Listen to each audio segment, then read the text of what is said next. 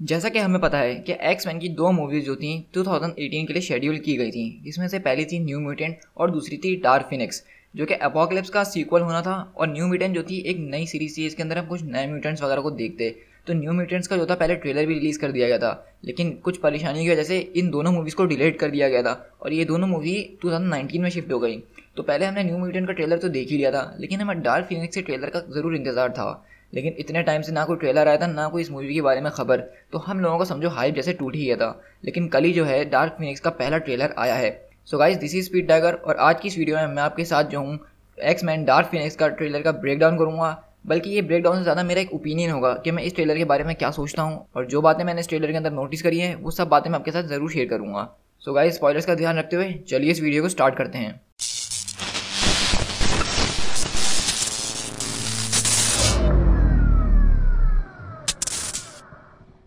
तो ट्रेलर के स्टार्ट के जो हमने कुछ शॉट देखे हैं उससे हमें ये पता चलता है कि ये कहानी जो है फ्लैशबैक में भी ज़्यादा होगी। जैसे कि हमें पता है कि ये मूवी जो है एक्स-मैन की comic book dark Phoenix saga से लिया गया है, और इसके ऊपर हम पहले एक पुरानी मूवी देख चुके हैं जो कि एक्स-मैन द लास्ट स्टैंड थी। उसके अंदर भी हमने यही स्टोरी आर्क देखा था कवर होते हुए, लेकिन क्योंकि वो स्टोरी आर्क इतना ज़्यादा मज़ेदार नहीं था, उन्होंने कॉमिक्स को बिल्कुल भी हाथ नहीं लगाया था मैं कहूँगा उस स्टोरी आर्क के अंदर, और लोग उससे बहुत बुरी तरह से नाराज़ थे।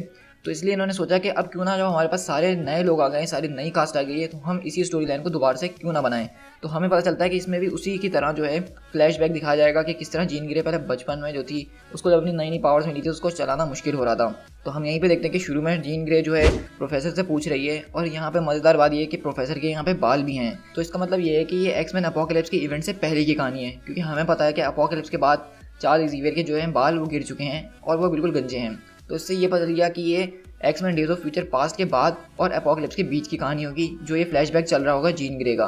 तो हम देखते हैं कि जीन आके पूछती है कि आप मुझे ठीक कर सकते हैं। तो हम देखते हैं चार्ल्स बोलते हैं कि तुम कोई टूटी हुई चीज़ नहीं हो जिसको मैं ठीक करूं, मतलब तुम्हारे अंदर ठीक करने के लिए कुछ भी नहीं है, तुम एक नॉर्मल पर्सन हो। फिर अगले कुछ शॉट में हमें ये पता चलता है कि जीन ग्रे जो है एक बेड के ऊपर लेटी हुई है और उसके ऊपर हैंग मकॉय यानी कि बीस जो है तो एक्सपेरिमेंट्स वगैरह कर रहा है, और उसका रिजल्ट देख के वो काफ़ी ज़्यादा शॉक्ड है।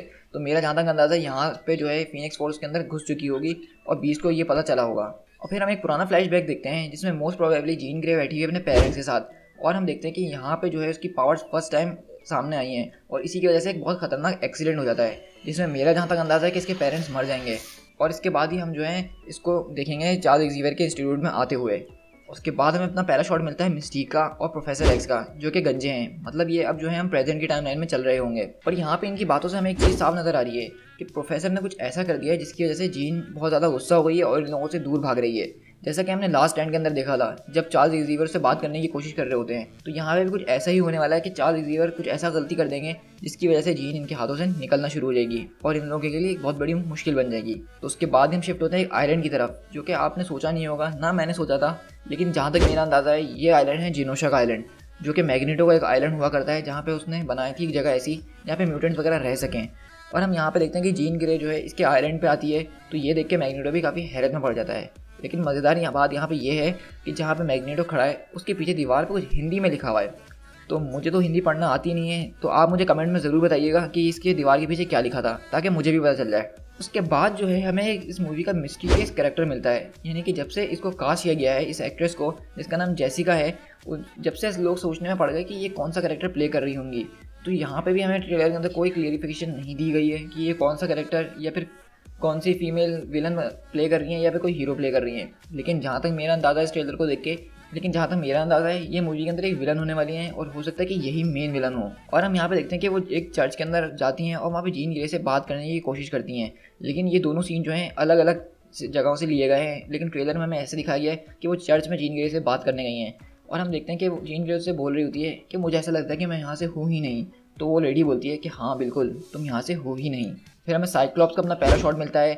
उसके बाद हम क्विक सिल्वर को भी देख सकते हैं, और फिर हम अपनी स्टॉर्म को भी देख सकते हैं, और फिर हम यहाँ बातचीत देखते हैं चार्ल्स ज़ेवियर की और मिस्टीक की, जिससे उनको यही बोल रहा है चार्ल्स ज़ेवियर कि मुझसे बहुत बड़ी गलती हो गई है, मुझे ऐसा नहीं करना चाहिए था। तो मैं आपको बताता चलूँ कि चार्ल्स ज़ेवियर ने कुछ ऐसा किया होगा बचपन में कि वो ये भूल गई होगी कि उसकी पावर्स की वजह से ही उसके पेरेंट्स की मौत हुई थी। तो ये बात चार्ल्स ज़ेवियर ने जीन से छुपाई होगी उसके अच्छे के लिए, लेकिन ये बात जो है जीन को पता चल गई होगी कि चार्ल्स ने उसके दिमाग के साथ छेड़छाड़ करी है और उससे इतनी बड़ी बात छुपाने की कोशिश करी है। तो इसलिए जो है जीन इन लोगों से बहुत ज़्यादा गुस्सा है और इन लोगों से दूर भाग के मैग्नेटो के पास चले गई है। और फिर हम यहाँ पे अगला शॉट देखते हैं जहाँ पे जीन ग्रे खड़ी है और उसके सामने पूरी एक्स-मैन की टीम आ रही है।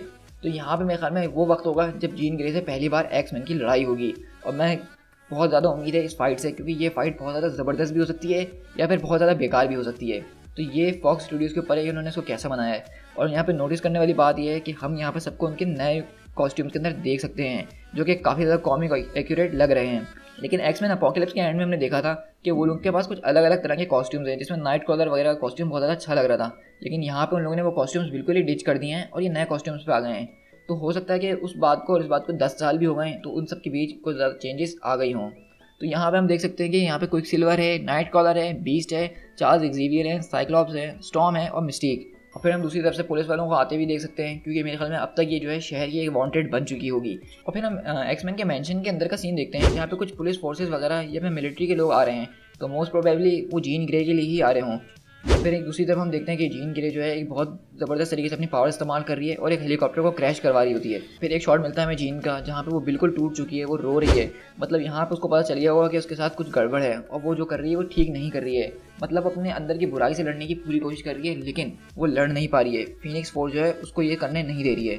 और फिर फाइनली मेरा फेवरेट शॉट आता है, क्योंकि हम यहाँ पे देख रहे हैं कि एक्स-मैन जो है अर्थ के एटमॉस्फेयर से बाहर निकल रहे हैं। तो इसका एक ही मतलब है कि एक्स-मैन की स्टोरीज अब स्पेस की तरफ जा रही हैं, जो कि हमें इसके मूवी के डायरेक्टर ने प्रॉमिस किया था। क्योंकि आज तक जो है हमने एक्स-मैन को कुछ बड़ा करते हुए नहीं देखा, लेकिन इसके डायरेक्टर और प्रोड्यूसर्स ने कहा था कि डार्क फीनिक्स के अंदर जो है एक्स-मैन जो है स्पेस को एक्सप्लोर करेंगे और स्पेस बेस्ड स्टोरीज़ को भी देखा करेंगे। तो हम यहाँ पे सोच सकते हैं कि ये लोग अब जब बाहर जा रहे हैं तो यहाँ पे कुछ हमें अच्छा स्पेस एडवेंचर मिल सकता है एक्स-मैन के साथ, क्योंकि डार्क फीनिक्स सागा का जो बहुत बड़ा पार्ट था वो स्पेस के अंदर ही था।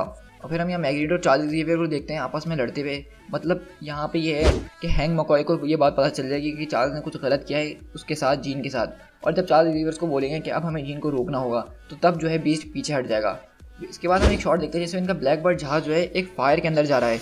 तो मैं आपको बता दूं कि ये फायर कोई और सी फायर नहीं है, ना कोई ये रेडिएशन है, बल्कि ये है फीनिक्स फोर्स। जी हाँ, ये फीनिक्स फोर्स हमें ऐसे ही दिखाने वाले हैं इस मूवी के अंदर।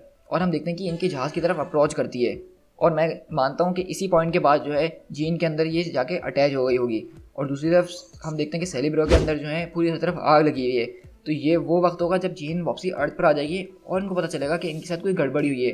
तब चार्ल्स एक्जेवियर जो है सेलिब्रो के अंदर जाएंगे और पता लगाने की कोशिश करेंगे कि जीन के साथ हुआ क्या था। मतलब वो एक रीप्ले देखेंगे जीन के दिमाग का, और जब वो जीन की नज़र से सब देख रहे होंगे तो उनको बस हर चीज़ आगे आते हुए नजर आ रही होगी, क्योंकि फीनिक्स फोर्स उसके अंदर घुस चुकी है। हम मैग्नेटो को देख सकते हैं कि वो अपना पुराना हेलमेट दोबारा वापसी निकाल रहा है, क्योंकि मुझे लगता है कि अब यहाँ पे जो है इन दोनों के बीच दोबारा डिफरेंसेस पैदा हो जाएंगे, क्योंकि चार्ल्स एक्जेवियर ने एक बहुत बड़ी गलती कर दी है और मैग्नेटो जो है इसमें जीन की साइड देगा, जहाँ तक मेरा अंदाज़ा है। फिर एक शॉट मिलता है हमें जिसमें हम देखते हैं कि मैग्नेटो अपनी टीम के साथ खड़ा हुआ है और उसकी टीम के साथ दो कुछ नए मेंबर्स भी हमें नज़र आ रहे हैं, जो कि हमें नहीं पता कि कौन से म्यूटेंट्स हैं।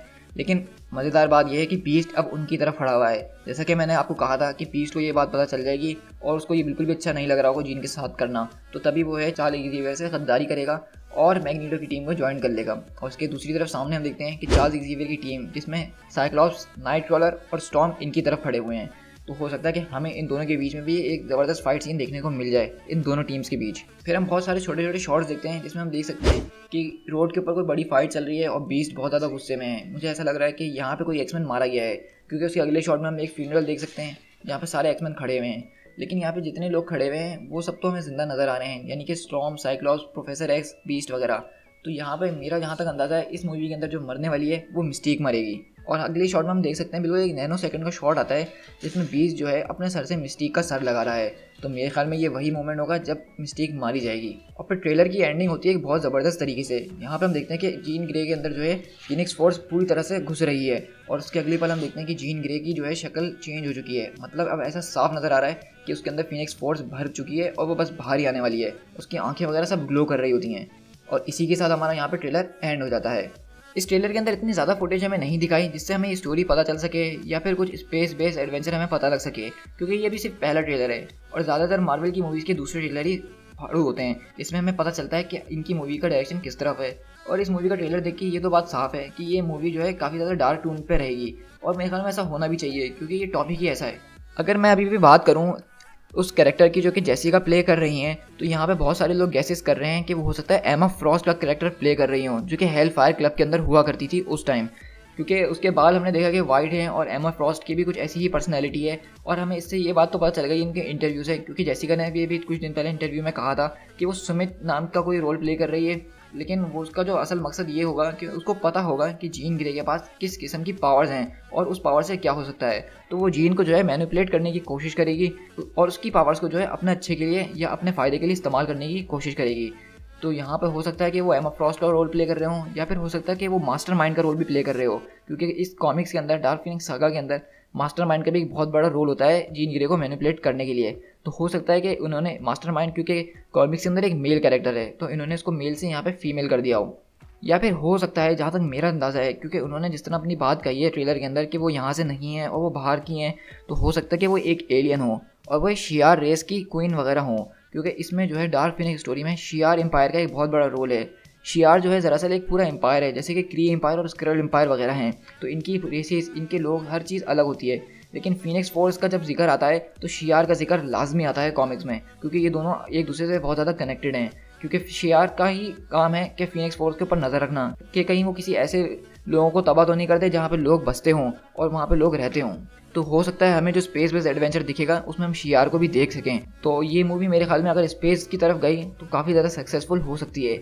लेकिन अगर इन्होंने इसको अर्थ के ऊपर ही ग्राउंडेड रखा और इन्होंने अपनी ही पॉलिटिक्स के ऊपर चलाई, यानी कि मैग्नीटो चार्ल्स की पॉलिटिक्स चलती रही कि मैं अच्छा हूँ तुम बुरा हो, तो ये मूवी बिल्कुल फेल हो जाएगी। क्योंकि लोग जो हैं पिछले 17 साल से सिर्फ यही पॉलिटिक्स देख रहे हैं एक्समैन की मूवीज़ के अंदर, तो अब लोगों को उम्मीद है इनसे कुछ नए की। लेकिन अगर आप मुझसे पूछें कि मुझे इस ट्रेलर से क्या उम्मीद है, तो मैं तो ये कहूँगा कि मेरा जो था हाइप टूट चुका है, क्योंकि इस मूवी को इतना ज़्यादा लेट कर दिया गया है। और उसके ऊपर सबसे बड़ी बात यह है कि अब डिज्नी और फॉक्स की डील हो चुकी है और केविन फाइगी ने खुद बोल दिया अपने मुंह से कि अब एक्समैन, डेडपूल और फैंटास्टिक फोर की फ्रेंचाइज वो जो है खुद संभालेंगे और उनको एमसीयू में लाने की पूरी कोशिश करेंगे। तो मुझे नहीं लगता कि अब इन मूवीज़ का कोई मतलब बनने वाला है। लेकिन हो सकता है कि केविन फाइगी ने कोई ऐसा तरीका ढूंढ लिया हो कि आपकी एक्समैन की ये जो हमने मूवीज़ देखी हैं ये भी जो है इस टाइमलाइन का हिस्सा रहें और किसी ना किसी तरह से वो एमसीयू में आके मर्ज भी हो जाएं। तो हमें समझ में आता है कि ये मूवीज़ काम कर जाएंगी।